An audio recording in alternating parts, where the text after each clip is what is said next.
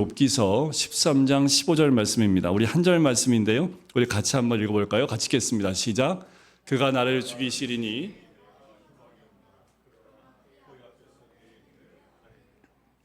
자, 우리가 매주 금요일마다 고난에 대한 이야기를 함께 나누고 있습니다. 여러분들 고난받을 때 가장 힘든 게 뭐냐면 삶의 어려움과 괴로움이 있을 때 그 고난이 올 때 힘들지요. 그런데 신앙인으로서 가장 정말 힘든 건 뭐냐면 하나님이 나를 치신다라는 생각이 가질 때, 하나님이 나를 대적하시고 하나님이 나를 힘들게 하신다는 생각 가질 때, 근데 욥이 가장 힘든 것이 이 부분이었습니다. 내가 받는 고난의 이유를 모르겠는 거예요. 그래서 저도 고난이 있을 때는 고난의 이유가 있다고 말씀을 드려요. 우리가 고난이 있을 때에는 하나님이 허락하신 고난의 그 이유가 있기 때문에 고난을 발견하시면 됩니다. 그러면 고난을 이겨낼 수 있다라고 제가 많이 안내를 해드리고 또 같이 기도를 해드립니다. 그런데 이 욥처럼 하나님이 나를 죽이실지라도라는 그 말을 하는 욥은 이 고난의 주체가 누구라고 생각하는 거예요? 하나님이라고 생각한 거예요. 그러니까 이 고난을 이겨내기가 너무 힘든 거지요. 그래서 이 고난을 주시는 분이 하나님이라고 생각하니까 그래서 이렇게 생각을 하고 느끼는 거지. 하나님이 나를 죽이신다고까지 생각을 하고 느끼는 거지요. 감당하기 힘든 고난이 다가올 때 신자들은 하나님께서 왜 내게 이렇게 하시나라고 생각하게 되지요.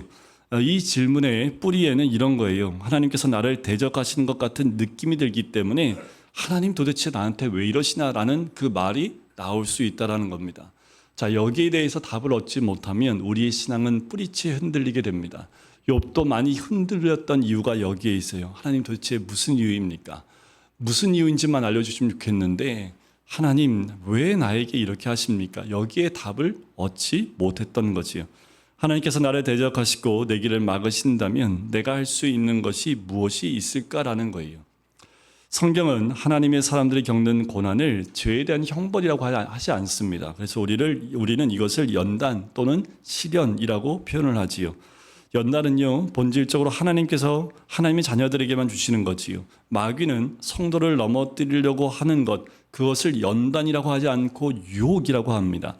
그래서 주님께서는 시험에 들지 말게 하옵시고 다만 악에서 구하소서라고 기도하라고 말씀을 하시고 마귀의 유혹에 빠지지 않도록 기도하라고 말씀하시지요.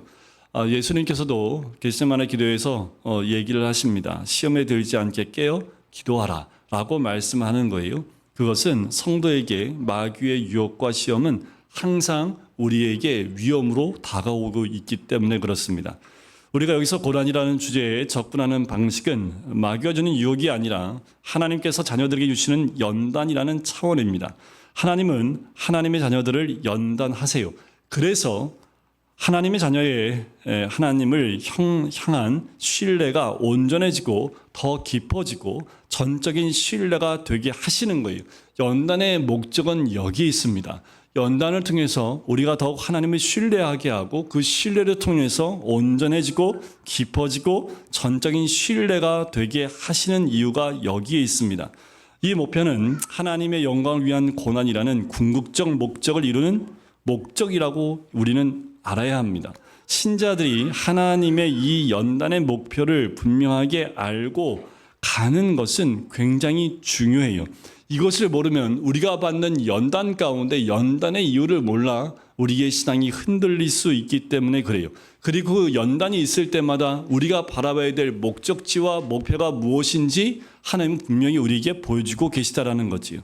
하나님의 자녀들은 이런 관점에서 자신들이 겪는 고난을 풀어가야 합니다. 욥도 자신이 도무지 이해할 수 없는 고난 가운데 이 고난을 초래한 원인을 찾으려고 했지만 찾을 수 없었던 거지요. 그래서 욥의 입술에서 하나님이 나를 죽이실지라도 라는 고백이 그래서 나온 거예요. 우리도 마찬가지라는 생각이 듭니다. 생각지도 못한 깊은 고난을 인생에서 만나게 될 때 이렇게 느낄 수 있는 거지요.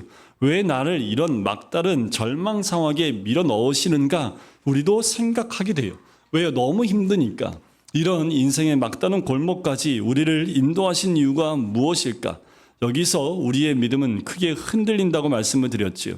나의 믿음을 흔드시고 나를 죽이시려는 것처럼 느껴지기 때문에 그래요. 하지만 하나님이 나를 대적하신다고 느낀 사람은 사실 이 욥만이 아닙니다. 성경의 여러 인물들을 보면 이 고난과 연단 가운데에서 흔들렸던 믿음의 사람들이 굉장히 많아요.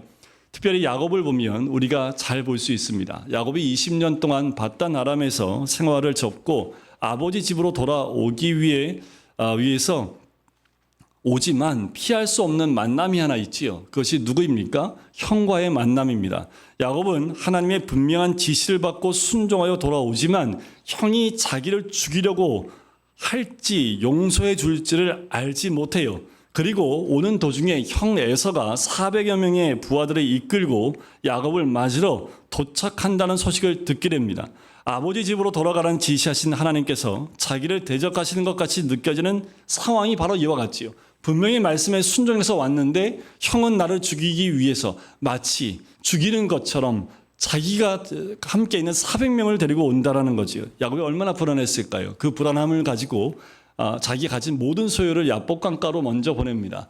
자기의 가족도 다 먼저 보내요. 그리고 칠흑 같은 어둠 속에 혼자 남게 됩니다. 우리가 알고 있는 그 씨름은 바로 여기서 시작을 하지요. 어떤 사람이 날이 새도록 야곱과 씨름을 합니다. 이 어둠 속에서 누군가 야곱을 강하게 붙잡아 넘어뜨려요. 여러분들 얼마나 놀랄까요? 아무도 또 안 보이고 다 없고 나 혼자 있는데 어떤 사람이 나를 붙잡고 넘어뜨리려고 하니까 야곱이 어떻게 반응할까요?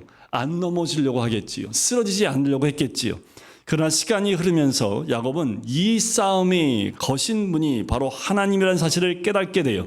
그래서 나중에 야곱이 뭐라고 고백을 하냐면 내가 하나님과 대면하여 보았으나 내 생명이 보존되었다라고 야곱은 날이 밝은 후에 고백을 해요. 또 야곱은 이 싸움에서 내가 하나님과 및 사람과 겨루어 이겼음이니라 라는 말을 듣게 됩니다. 자, 이 유명한 씨름의 본질은 무엇일까요? 이것은 야곱이 하나님께 싸움을 건 것이 아니라 하나님께서 야곱에게 싸움을 거셨지요. 호세아서 말씀해 보면 나와요. 호세아서 12장에 보면 야곱은 또 힘으로는 하나님과 겨루되라고 말씀을 합니다. 자, 이것은 하나님께서 야곱을 대적하여 겨루신 씨름이었습니다. 호세아도 얘기를 해요. 게다가 이 씨름은 그저 여러분들 3회전뿐만으로 끝나는 짧은 씨름이 아니라 밤새 이어지는 씨름이었습니다. 왜냐하면 창세기에 보면 해가 돋았다라는 표현이 나오는 거 보면 칠흑 같은 어둠 가운데 시작했던 그 씨름이 아침 해 돋는 시간까지 연결이 됐다는 것을 알 수 있습니다. 여기서 한번 생각해 볼까요? 어떻게 피조물인 인간이 하나님과 겨룰 수 있으며 심지어 하나님과 겨루어 이길 수 있습니까? 아이러니하지요. 우리를 대적하시는 하나님은 하나님의 능력으로 야곱을 상대하지 않으시고요. 그리고 야곱의 환도뼈를 치시지요. 환도뼈가 위골된 야곱이 어떻게 씨름을 정상적으로 할 수 있겠습니까? 그러니까 야곱이 어떻게 해요? 그냥 붙잡아요. 야곱은 자기 힘에 걸 수 있는 모든 기대를 다 포기하는 순간까지 왔지요. 이제 그가 할 수 있는 건 뭐예요? 오직 자기와 싸우시는 하나님을 붙잡는 것 외에는 아무것도 남은 것이 없습니다. 여기서 하나님께서 하시는 일의 진정한 의미가 무엇일까라는 거지요. 야곱이 자기를 의지하여 살아온 모든 힘을 꺾어버리신 것입니다. 야곱은 절름발이가 됐습니다.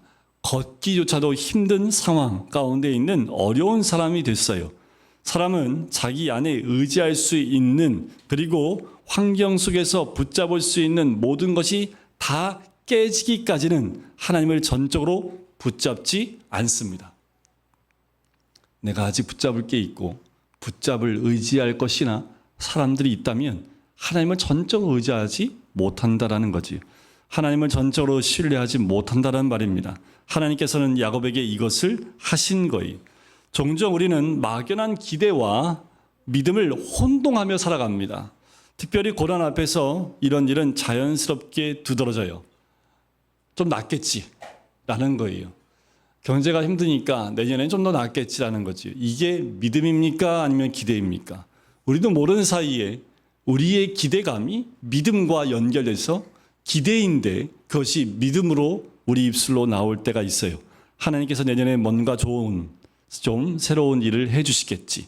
하나님께서 이만큼 나를 단련하셨으니까 이제 좀 풀리겠지라고 생각한다라는 거예요. 이 정도 하나님이 나를 연단해 주셨으면 이제는 좀 일이 잘 풀리지 않겠어 라고 생각한다는 거지요. 그리고 그렇게 해 주시기를 간절한 마음으로 기도하는 것이 어쩌면 우리의 모습은 아닙니까? 이게 믿음입니까? 이것이 과연 선하신 하나님에 대한 온전한 신뢰일까라는 거예요. 제가 좁은 문 비유를 할 때 늘 우리가 가지고 있는 환상을 깨뜨려 드립니다. 왜냐하면 우리는 좁은 문을 통과하면 바로 넓은 길이 나올 거라 상상을 해요. 좁은 문, 좁은 길을 좀 걷다 보면 곧 넓은 길과 하나님의 축복된 길이 열릴 거라고 생각을 해요. 하지만 성경 어디에도 좁은 문을 통과하고 좁은 길을 통과해서 하루만 지나면 넓은 문이 나온다라는 말이 나오지 않습니다. 그럼 좁은 문은 언제까지 연결될까요? 주님 만날 때까지 연결이 됩니다. 언제요? 그날 언제예요? 어쩌면 우리가 죽어서 주님 만날 때까지 좁은 문이 또 좁은 길이 연결될 수 있다는 거예요. 그런데 우리에게는 항상 무슨 기대가 있어요? 하나님의 한없는 축복에 대한 기대가 있어요. 그래서 내가 좁은 문을 선택하면 하나님 복 주실 거야 라는 그 기대감을 갖고 있다는 거지요. 이건 기대감이지 하나님 향한 믿음이 아니라는 겁니다. 금요일도 괜히 나와가지고. 진짜 믿음과 그렇지 않은 우리의 소망과 이런 것들을 분별 못하면 우리는 여러분들 굉장히 기복주의적인 신앙에서 벗어나지 못합니다. 하나님 믿는다고 하지만 결론적으로 뭐예요? 내가 복받는 것을 중심을 두고 하나님을 향해 믿음의 고백을 하는 것처럼 본다라는 거지요. 또 하나 더욱 치명적인 것은 이런 기대가 깨어지는 경험을 우리는 해야 합니다. 이때 우리는 하나님께서 나를 대적하신다고 생각을 한다라는 거예요. 연단이 있어도 우리의 신령한 믿음이 흔들리지 않는다면 좋겠지만 그 고난 가운데 우리의 신앙은 하나님께서 왜 나에게 이렇게 하시나라고 생각이 든다라는 거지요. 인간에게는 잡을 수 있는 지푸라기라도 있으면 그것을 잡는 본능이 있습니다. 이게 죄인된 인간의 모습이에요. 이것이 막연한 기대로 이어져요. 그런데 문제는 신자들이 이것을 하나님께 대한 믿음으로 연결시킨다라는 거예요. 우리는 그럴 것이라고 기대하고 또 기도한다라는 거예요. 그러다 보니까 하나님이 들어주시면 하나님의 은혜에 감사하지만 그렇지 않을 경우에는 우리 안에 불만과 불평이 있을 수밖에 없다라는 거예요. 우리 기대와 맞지 않는 하나님은 인정하기 원치 않는다라는 거지요. 그 대표적인 한 사람이 있습니다. 아브라함이에요. 아브라함이 하갈을 취해서 아들을 낳고자 했을 때 그가 가졌던 생각이 정확히 이런 막연한 기대감이었습니다. 그는 자기 방법대로 하나님의 약속을 성취하려 했지요. 문제는 하나님 방법은 도무지 이해가 되지 않았기 때문에 내가 이해할 수 있는 방법으로 하나님 약속을 성취하겠다라고 생각한 거예요. 자, 우리가 여기에 아브라함이 가졌던 이 잘못된 선택과 똑같은 선택을 할 때가 많습니다. 하나님 주신 비전이 있어요. 그 비전을 이루는 방법이 여기 있습니다. 할 수 있어요. 근데 하나님 방법은 이 방법이 아니라 하나님 때와 방법을 기다리는 거예요. 그런데 우리는 비전을 받았기 때문에 그 비전을 이루기 위해서 이 정도는 할 수 있다라고 우리가 선택할 수 있다라는 거예요. 마치 아브라함이 하갈을 통해서 이스마엘을 낳는 방법처럼 말입니다. 내가 원하고 내가 이해할 수 있는 방법에 대한 고집이 우리의 믿음과 대척점에 서게 되지요.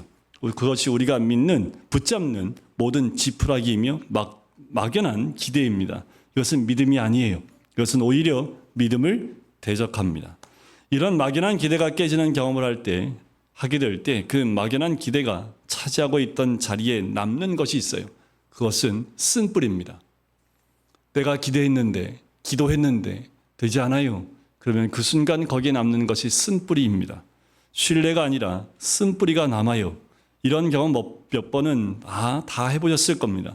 하나님께 속았다는 느낌, 그 느낌을 받을 수 있어요. 여러분 혹시 하나님께 그래서 여러분들 하나님께 속았다는 것보다 목사한테 속았다는 그 생각을 더 많이 하실 겁니다. 하나님은 안 그런데 목사 말 들었다가 목사가 속였어 라고 하실지 모르겠지만 그 내면은 뭐예요? 하나님께 속았다는 그 느낌을 갖고 있다는 거. 이게 쓴뿌리로 우리 안에 믿음의 쓴뿌리로 자라게 되는 거지요. 아브라함은 하나님의 약속을 자기 방식대로 처리하려는 시도를 한 후에 무려 13년 동안 하나님의 침묵을 경험해야 했습니다. 이러한 막연한 기대가 선하신 하나님께 대한 신뢰가 아니었다는 사실을 깨닫는데 이런 쓴뿌리를 제거할 수 있는 능력이 우리에게 주어지지 않았어요. 이런 방식으로 하나님께서는 우리에게 참된 믿음을 가르치십니다. 자, 야곱의 이야기를 다시 한번 볼까요? 하나님께서 야곱의 환도뼈를 치신 것은요, 야곱이 의지하는 모든 것을 꺾어버리시는 상징적인 의미 있는 사건입니다. 그가 가진 최후의 막연한 기대까지 완전히 뽑아버리신 거지요. 이젠 도망가지도 못합니다. 지팡이 없으면 걸을 수도 없는 사람이 되었어요. 하나님께서는 그가 의지하는, 그가 잡을 수 있는 마지막 지푸라기까지 다 뽑아내셨다라는 거예요. 여러분, 하나님은 하나님의 사람들에게 이 마지막 지푸라기까지 다 뽑아내기를 원하십니다. 잔인해 보이십니까? 어떻게 보면 하나님의 자비는 이 잔인함과 연결되어 있는 거 아닌가라는 생각이 들어요. 그래서 어떤 분은 잔인한 자비라고까지 이야기를 합니다. 이렇게 하지 않고서는 하나님에 대한 온전한 신뢰로 가지 못하는 것이 우리 인생이기 때문에 그렇습니다. 우리도 예외가 아닙니다. 그래서 때로 하나님께서는 야곱이나 욥에게 하신 것처럼 우리에게도 똑같이 다가오십니다. 우리가 그렇게 느껴지는 것이 아니라 실제로 하나님께서 우리를 똑같이 대우하고 계시다라는 거예요. 그리고 이것은 우리에게 정말 고통스러운 일일 수밖에 없습니다. 이것이 하나님 자녀들이 받는 연단이라는 고난의 절정에 있는 거예요. 고난의 절정을 욥은 받고 있기 때문에 욥의 고난이 이 절정 가운데 있는 거지요. 그렇다면 우리가 생각하는 것은 과연 선하신 하나님을 향한 참된 신뢰의 본질은 무엇인가 하는 거예요. 참된 믿음의 본질은 과연 무엇일까라는 것이에요. 이것이 고난과 연단 가운데 있는 우리가 붙들어야 될 참된 믿음의 가장 중요한 부분입니다. 제일 먼저 생각해야 될 사실은 믿음은 하나님의 약속이라는 확실한 근거가 없이는 존재할 수 없다라는 거예요.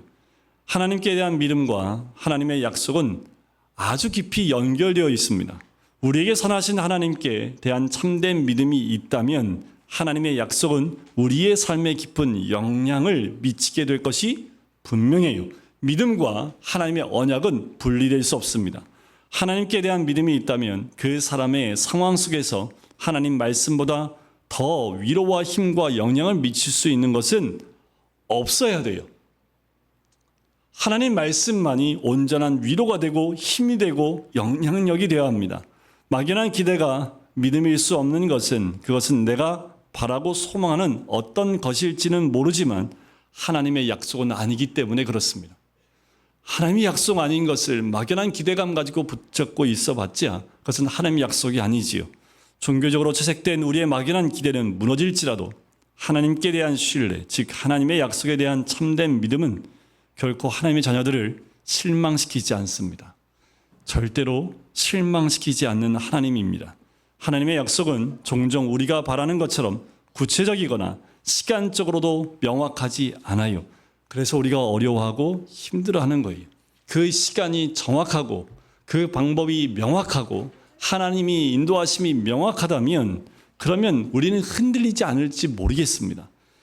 하나님의 약속은 우리가 바라거나 이해할 수 있는 방식으로 설명되지 않아요. 이 모든 이유들에도 불구하고 하나님의 약속은 특별히 연단 가운데 하나님의 자녀들에게는 위로요, 힘이 됩니다. 그럼에도 불구하고 하나님의 언약은 우리에게 힘이 돼요. 약속은 믿음의 최종 근거일 뿐만 아니라 주님께서 믿음을 일으켜 주시는 수단이기도 하지요. 하나님의 말씀 안에서 주어지는 모든 약속은 믿음을 불러일으키는 수단이 됩니다. 그래서 우리가 드렸던 찬양 가운데 두 번째 곡인 날마다 숨쉬는 순간마다 이 가사를 쓴 리나 산델이라는 분의 고백은 참 놀라워요. 제가 3절을 두 번 불렀던 이유가 거기에 있는데 인생의 어려운 순간마다 주의 약속 생각해보네. 여러분들 이게 얼마나 깊은 고백인지 모릅니다. 인생의 어려운 순간마다 뭘 생각해요? 남편을 생각하거나 도와줄 사람 생각하거나 내가 붙잡을 지푸라기 생각하시는 것이 아니라 약속을 생각해 봅니다. 내 마음속에 믿음 잃지 않고 말씀 속에 위로를 얻네. 아무리 힘들고 어려워도 말씀 안에서 위로를 얻는 거지요. 주님의 도우심 바라보며 모든 어려움 이기도다. 흘러가는 순간순간마다 주님 약속 새겨봅니다. 근데 우리의 신앙 가운데 새겨야 될 것은 약속밖에 없지요. 우리의 고백이 되었으면 좋겠습니다. 궁극적인 승리와 영광에 대한 약속과 소망은 하나님 자녀들에게 모든 환난과 고통을 능히 견디는 그 믿음을 일으키게 되지요. 그리고 이 믿음이 우리로 하여금 하나님께 나아가 기도하게 하는 힘이 됩니다. 믿음은 하나님의 약속과 별개로 존재하지 않고 그럴 수도 없어요. 하나님을 믿는다고 하면서 하나님 약속과 별개로 내가 바라고 원하는 것들을 얻어낼 것이라고 생각하는 것은 성경이 가르치는 참된 믿음이 아닙니다. 이런 자리에 서 있는 사람의 신앙생활의 이력에 남는 것은 쓴 뿌리밖에 없어요. 신앙생활하면서 상처받는 이유가 여기 있습니다. 상처는 다 쓴 뿌리예요. 왜 상처를 받습니까? 그것은 약속이 없어요. 그 약속을 붙들지 않기 때문에 그래요. 여러분들 상처받지 마십시오. 그것이 나로 하여금 하나님을 참된 믿음으로 나아가는데 큰 걸림돌이 됩니다. 그래서 상처받았다는 얘기하지 마세요. 그렇다고 저한테 와가지고 상처받지 않았다고 얘기하지 말라니까 상담도 못하고 아무것도 얘기하지 말라는 얘기가 아니라 너 오늘 말씀 가운데 여러분들 우리가 참된 믿음 가운데 언약을 붙들지 않으면 자연스럽게 쓴 뿌리가 우리 삶 가운데 자리 잡힐 수밖에 없습니다. 두 번째로 믿음의 본질에 대해 생각해야 하는 것이 있습니다. 참된 믿음은 고난이라는 현실을 대면할 때 흔들릴지라도 결국에는 빛을 발합니다. 참된 믿음은요, 고난 속에서 빛이 나게 한다라는 거예요.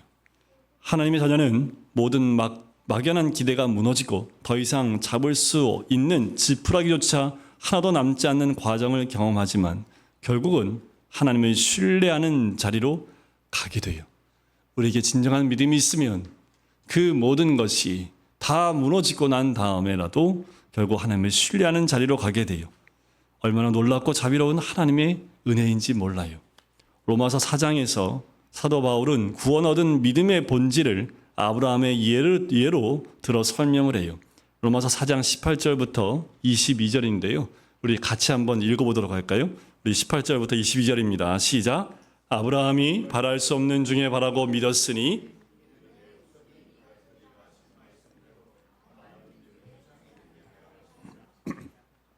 그가 백세나 되어 자기 몸이 죽은 것 같고 사라의 태가 죽은 것 같음을 알고도 믿음이 약하지 아니하고 믿음이 없어 하나님의 약속을 의심하지 않고 믿음으로 견고하여져서 하나님께 영광을 돌리며 약속하신 그것을 또한 능히 이루실 줄을 확신하였으니 그러므로 그것이 그에게 의로 여겨졌느니라. 자, 아브라함은요, 어떤 믿음이요?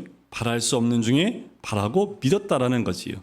이것이 믿음이지요. 그가 하갈을 취하여 아들 이스마엘을 낳은 지 13년이 지났습니다. 그에게 하나님이 나타나셔서 아들을 약속해 주시지요. 이미 아브라함은 지쳤습니다. 왜요? 99세 아브라함에게 잡을 수 있는 지푸라기조차 남은 것이 아무것도 없지요. 처음 하나님께서 약속을 주셨던 때는 바로 24년 전, 여러분들이 75세의 그 나이였습니다. 그때는 그래도 희망이 있었습니다. 얼마 전까지만 해도 그랬지요. 하지만 이제 아브라함은 99세, 그리고 사라는 89세가 되었습니다. 아브라함은 사라의 태가 죽은 것을 알았고요. 자신에게도 더 이상 아들을 낳을 수 있는 능력이 없다라는 것을 알았습니다.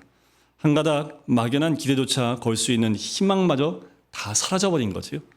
19절을 다시 한번 볼까요? 그가 백세나 되어 자기 몸이 죽은 것 같고 사라의 태가 죽은 것 같음을 알고도 라는 거예요. 이제 모든 희망이 다 끊어졌다는 것을 다 알아요. 그런데 뭐가 약해지지 않았어요? 믿음이 약해지지 아니하고라는 거지. 진정한 믿음이 여기서 빛을 발하는 겁니다. 모든 것이 끝났을 때 빛을 발하는 것이 믿음이라는 거예요. 아브라함은 하나님의 약속이 성취되기에 불가능한 현실을 정확히 알았어요. 그럼에도 불구하고 믿음이 약하여지지 않았다고 성경은 말합니다. 이것이 믿음의 본질이지요. 믿음은 우리가 붙잡을 수 있는 지푸라기의 수가 아직도 얼마나 남아 있느냐에 좌우되지 않습니다. 막연한 기대의 경우 수가 믿음은 아닙니다. 선하신 하나님께 대한 신뢰, 그분의 약속에 대한 참된 믿음은 전보다 더 악화된 상황 속에서 전에는 붙잡을 지푸라기라도 몇 개 있었는데 이제는 완전히 다 사라진 현실에서 그 존재를 드러내고 빛나기 시작하는 거예요. 그래서 여러분들 이렇게 보시면 돼요. 모든 것이 끝났다 할 때 믿음은 반드시 빛을 냅니다. 사실 오래전에 아브라함은 믿음이 있었고 하나님께서는 하나님의 약속을 믿은 그의 믿음을 의로 여겨주셨어요. 그게 창세기 15장입니다. 그런데 이삭을 낳을 때 그때는요 창세기 21장입니다. 하나님이 그 믿음을 인정해 주셨고 그 믿음 때문에 의로 여겨주셨습니다. 하지만 종종 참된 믿음과 막연한 기대가 뒤섞여 있기 쉽고 참된 믿음이 뚜렷하게 빛나기도 어렵지요. 하지만 고난과 연단의 환경 속에서 내가 붙잡을 수 있는 모든 환경이 사라진 그 희망, 그 상황에서 그리고 그 상황을 현실적으로 분명히 인지하고 있을 때 참된 믿음이 드디어 그의 믿음 가운데 드러나기 시작하는 거예요. 이것이 19절이 보여주는 믿음의 본질에 대한 설명이지요. 그는 믿음이 약하여지지 않았을 뿐 아니라 20절과 21절에 보면 믿음이 없어 하나님의 약속을 의심하지 않고 믿음으로 견고해져서 하나님께 영광을 돌리며 약속하신 그것을 또한 능히 이루실 줄을 확신하였으니라는 거예요. 네, 아브라함이 이런 고백과 믿음은 믿음의 아버지가 될 수 있는 그 믿음으로 온전히 빛나게 되는 거지요. 물론 여기에는 과정이 있지요. 참된 믿음도 흔들리고 넘어져요. 그러나 참된 믿음은 결국 약속하신 그것을 능히 이루실 줄을 확신하게 됩니다. 참된 믿음은 모든 상황과 현실을 거스릅니다. 기독교가 초현실주의나 비현실주의 혹은 현실 도피를 가르친다는 말이 아닙니다. 철저한 현실을 알면서도 하나님의 약속을 붙잡는 것이 신앙이에요. 참된 믿음은 고난 속에서 빛이 납니다. 이것이 참된 신앙의 본질이지요. 마지막 하나가 있는데요. 그 믿음은 누가 주신 걸까요? 우리가 노력하면 그 믿음을 가질 수 있을까요? 열심히 오늘도 1시간 기도하고 내일도 2시간 기도하고 그 다음날 3시간 기도하면 그 믿음이 우리 가운데 충만해서 어떤 어려움도 이겨낼 수 있는 그 믿음으로 거듭날 수 있을까요? 또 믿음은 우리의 노력으로부터 비롯된 것일까요? 아니면 하나님의 은혜입니까? 믿음은 하나님의 선물이지요. 그 믿음조차도 하나님이 우리에게 허락하신 은혜입니다. 그러기에 우리가 하나님께 고백할 수밖에 없는 거예요. 야곱의 씨름, 이것을 우리에게 잘 보여주지요. 이것이 성도의 위로요 힘입니다. 성도의 믿음을 우리 하나님은 자꾸 우리에게 허락하시는 거예요. 잠잠할 때는 그 믿음이 있는지 몰라요. 우리를 고난 가운데 탁 넣어보시면 하나님이 그 믿음이 우리 가운데 있음을 우리로 하여금 발견케 하시는 거지요. 우리가 평안할 때는 그 믿음이 드러나지 않아요. 고난이 있을 때 하나님은 그 믿음을 우리에게 허락하시는 겁니다. 늘 삶에 어려움이 옵니까? 사람에게 배신당했어요? 또 환경이 어려워집니까? 또 물질이 끊겼습니까? 모든 것이 어려워지고 또 힘들어져 가고 있습니까? 아, 이때야말로 하나님이 나에게 믿음을 주시는 때이구나 라고 보시면 돼요. 여러분들, 그 믿음은 나로부터 시작하는 것이 하나도 없습니다. 그 믿음은 하나님이 우리에게 허락하신 거지요. 믿음이 약해지지 않고 하나님의 약속을 의심하지 않고 하나님께 영광을 돌리게 될 때 우리는 하나님의 은혜 덕분에 승리했고 이 은혜 덕 때문에 우리가 포기하지 않을 수 있었으며 패배하지 않고 견뎌서 승리할 수 있었다는 사실이 드러나게 되는 거예요. 결국 모든 믿음도 하나님의 은혜 가운데 우리에게 부어진 거지요. 그리고 하나님의 자녀들은 그들의 모든 고통과 고난 속에서 결국 모든 영광을 하나님께 돌리게 될 것입니다. 그래서 참된 신앙은 욥처럼 이렇게 말하는 거지요. 하나님께서 나를 죽이실지라도 나는 그를 신뢰하고 의지 또 의뢰하리니 라는 그 고백을 하는 겁니다. 그러면 우리는 모든 영광을 하나님께 돌리고 하나님의 자비로우신 은혜를 찬송해야 하는 거지요. 그래서 찬송가 나오는 그 은혜의 찬송들은 다 이런 믿음의 고백에서부터 흘러나온 거지요. 근데 진정한 고난에서 하나님이 우리의 정말 지푸라기까지 다 뽑아내시는 것은 하나님의 은혜입니다. 결국 그 지푸라기가 다 뽑히고 나서야 아브라함도 야곱도 욥도 진정한 믿음 가운데 온전한 사람으로 믿음의 사람이 된 것처럼 지금도 하나님은 다르지 않으세요. 여러분 빨리 여러분들 의지하는 것 가운데 있는 것보다 하나님의 약속과 또 하나님이 주신 믿음 가운데 그 빛을 발할 수 있는 우리 모든 성도님 되시기를 주님의 이름으로 간절히 축원드립니다.